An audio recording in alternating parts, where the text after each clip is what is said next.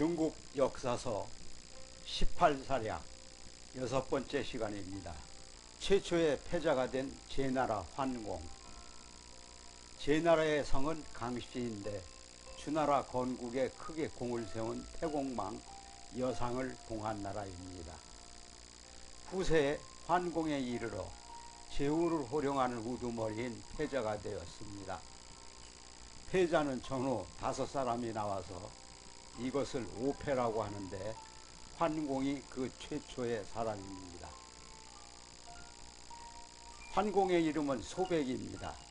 그의 형인 양공은 무도한 사람이었으므로 여러 동생들은 자신들에게 화가 미칠 것을 두려워하였습니다. 그중 자규라는 동생은 이웃나라인 노나라로 도망하였는데 관중이라는 사람이 그를 보좌하였고, 소백은 남쪽에 있는 거라는 곳으로 몸을 피했는데 포숙이 그를 돌보며 따랐습니다. 제나라에서는 양공이 마침내 무지라는 동생에게 살해되었고, 그 무지도 또한 제나라 사람에게 살해되는 등 혼란이 계속해서 일어났습니다. 제나라에서는 거 땅으로 피해가 있는 소백을 불러들이려 했습니다. 이런 사실을 안 노나라는 제나라에서는 거 땅으로 피해가 있는 소백을 불러들이려 했습니다.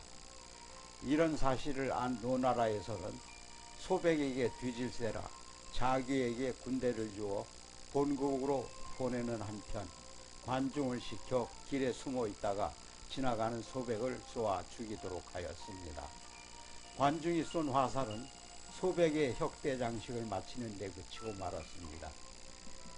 겨우 살아난 소백은 죽은 신용을 해서 노나라를 안심시킨 후 몰래 제나라 서울로 먼저 숨어 들어가 제후의 자리에 올랐습니다.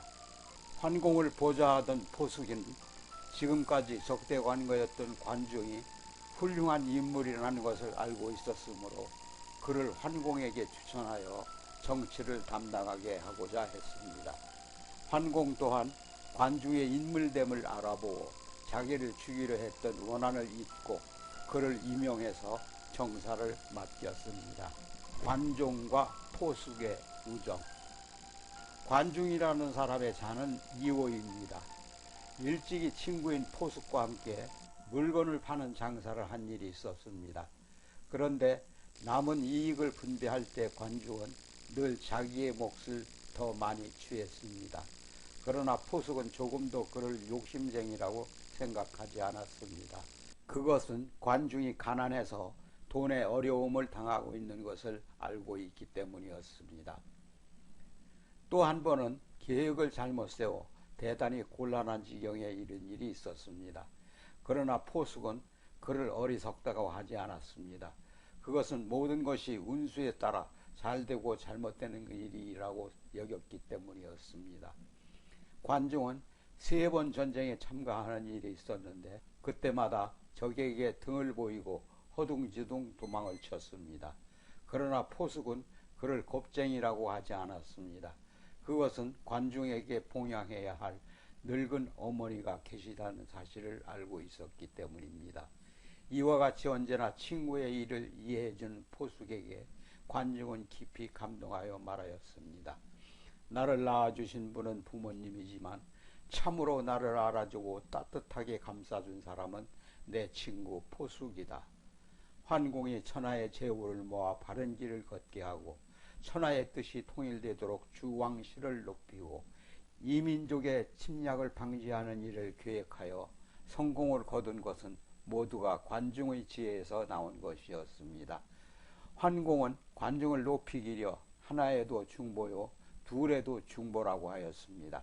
이와 같이 관중과 포숙의 사귐을 관포지교라 하여 후세에 벗을 사귀는데 표본으로 삼았습니다. 좋은 이야기를 놓친 송나라 양공. 송나라는 자라는 성이었습니다. 무도한 군주로 멸망한 상나라 주왕의 배다른 형인 미자에게 주나라 초에 봉해진 나라입니다. 몇 대를 거쳐 춘추 시대에 이르러 이름을 잡으라고 하는 양공의 때였습니다. 그는 제후를 호령하는 패자가 되고자 하여 남쪽의 큰 나라인 초나라와 싸움을 벌였습니다. 양공의 아들 모기가 초나라가 아직 싸울 준비가 갖추어지지 않은 것을 보고 지금이야말로 쳐들어갈 때라고 말했습니다. 양공이 말하기를 군자는 남이 곤궁한 지경에 있을 때 괴롭히는 일을 저지르지 않는 법이다 하고 기다리다가 싸움에 이길 좋은 기회를 놓치고 보기 좋게 초나라에게 패함으로써 천하의 패권을 잡으려던 웅대한 뜻이 헛되이 되고 말았습니다. 세상 사람들은 이 사실을 송양지인이라 하여 송나라 양공의 어리석음을 비웃었습니다. 지금까지 중국 역사서 18사력 6번째 시간으로 춘추시대의 패자와 관중과 포수, 좋은 기회를 놓친 송나라의 양공에 대해서 살펴보았습니다.